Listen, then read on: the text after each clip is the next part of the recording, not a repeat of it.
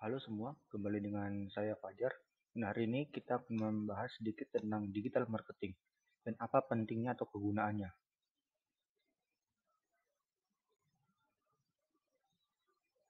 Nah, untuk secara general yang akan kita bahas di pertemuan kali ini adalah apa itu digital marketing, dampak positif dan negatifnya, dan contoh dari digital marketing itu sendiri.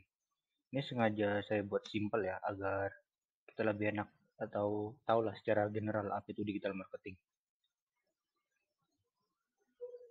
Digital marketing adalah kegiatan menjual atau mempromosikan usaha kita di dunia digital. Nah, merupakan salah satu cara berjualan yang bagus, terutama dalam masa pandemi.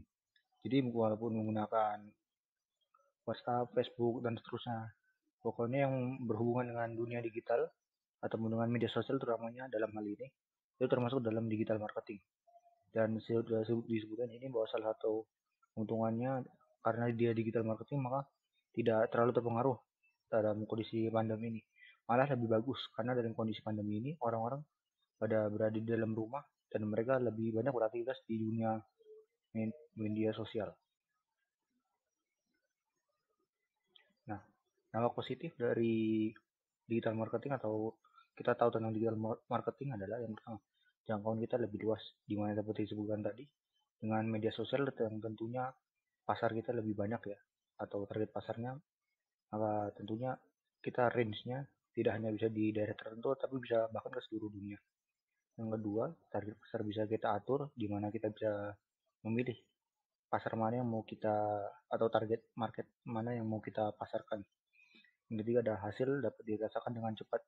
Dalam hal ini yang dimaksudkan itu berhubungan dengan feedback yang kita dapat. Jadi misalnya kita saat ini kita ngeposting sesuatu atau mempromosikan suatu produk, nanti kita akan dapat balasan misalkan like, komen atau dan seterusnya. Dan hal ini itu bisa kita rasakan dengan langsung. Dalam hal artian lain, kita bisa tahu gitu seberapa banyak orang yang melihat adword kita atau melihat iklan kita.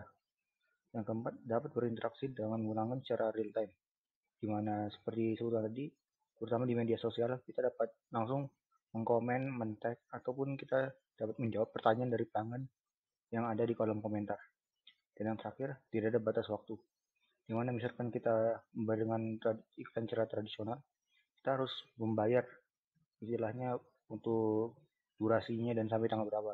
Tapi jika di media sosial, tidak ada batasan waktu, karena sekali kita posting sesuatu di dunia sosial, itu akan selalu di sana dan tidak akan habis kecuali kita melanggar sesuatu atau di take down. Tapi sisi negatifnya adalah yang mudah ditiru. Karena di media sosial maka banyak orang yang akan melihat itu. Tentunya pesaing kita juga bisa melihat atau meniru itu. Yang kedua, persaingan semakin ketat. Di mana dengan media sosial ini tidak hanya kita terpikiran oleh hal ini. Maka bisa aja satu atau dua perusahaan langsung berebut dengan segmen pasar yang sama. Tentu ini menimbulkan persaingan yang ketat. Yang ketiga, kreativitas menjadi kunci. Hal ini merujuk pada pembuatan advert ataupun cara kita beriklan. Misalkan dengan video atau meng-hire atau menggunakan jasa artis atau yang terkenal. Nah, untuk melakukan hal itu kita harus membuat satu iklan yang dapat dikenal oleh orang secara luas. Yang keempat, tidak terlalu cocok dengan pelanggan. Karena sifat media sosial ini tidak tidak terfilter bisa dibilang gitu. Maka bisa saja beberapa orang yang komen atau mendapat advert kita atau iklan kita itu bukan target pasar yang kita mau, sehingga ada juga ya pelanggan yang kita tidak mau tetapi mendapat advertisement itu. Terakhir, reputasi perusahaan mudah hancur. Hal ini karena dengan efek media sosial ya, di mana bisa dilakukan secara real time atau secara live, maka sekali kita melakukan satu kesalahan maka susah untuk menutup kesalahan tersebut, apalagi jika sempat masuk viral. Terusnya, nah, contoh digital marketing di sini ada 3 yang akan dijelaskan hari ini. Yang pertama, social media marketing, email marketing, dan yang ketiga adalah search engine optimization atau SEO. Social media marketing adalah sebuah proses di dalam marketing di mana kita menggunakan perantara sosial media seperti FB, Instagram, ataupun media sosial lainnya. Nah, cara seperti ini cocok untuk target konsumen di kalangan remaja atau orang muda yang biasanya menggunakan media sosial. Dan yang terakhir, Jika serius, kita bisa menggunakan aplikasi pembantu lain seperti Instasize atau Hootsuite. Nah, aplikasi-aplikasi seperti ini itu yang bisa menambah daya tarik kita dalam Instagram itu sendiri atau membantu aplikasi kita sendiri ya dalam marketingnya. Terus yang kedua ada email marketing, yaitu penawaran produk diberikan lewat email. Hal ini biasanya terjadi saat kita berlangganan informasi dari situs tertentu, misalkan kita berlangganan koran tertentu ataupun situs berita tertentu ataupun suatu website, di mana nanti kita akan dapat email balasan periodik, di mana isi email itu adalah produk-produknya atau jasa-jasa mereka atau progres atau update dari jasa mereka. Nah, kelebihan di email marketing ini adalah karena menggunakan email, kami tidak terbatas dalam penulisannya. Berbeda dengan media sosial yang harus to the point dan catchy istilahnya, kita jika di email ini ibaratnya kita dapat menulis secara lebih rinci lagi tentang apa saja yang akan kita tawarkan dan kita bisa menjelaskannya lebih detail tanpa perlu terlalu memikirkan catchphrase ataupun hal-hal untuk clickbait seperti itu.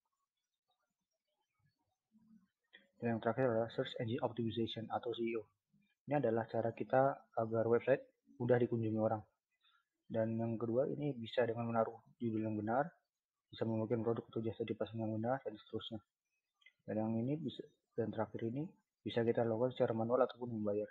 Nah, search engine optimization ini biasanya dilakukan oleh orang ahli ataupun orang biasa juga bisa melakukannya, tetapi butuh suatu teknik atau cara yang khusus karena untuk mencari orang agar mengunjungi website kita itu tidaklah mudah. Karena itu di sini sebutkan bahwa bisa kita melakukannya entah dengan menaruh judul yang benar untuk clickbait, ataupun kita bisa membagikan produk kita atau layanan kita ke platform yang sesuai. Misalnya kita jasanya hubungan dengan masakan, maka kita bisa share-nya ke grup ibu-ibu ataupun ke grup koki dan seterusnya.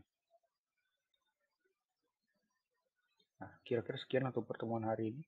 Terima kasih dan semoga sehat selalu.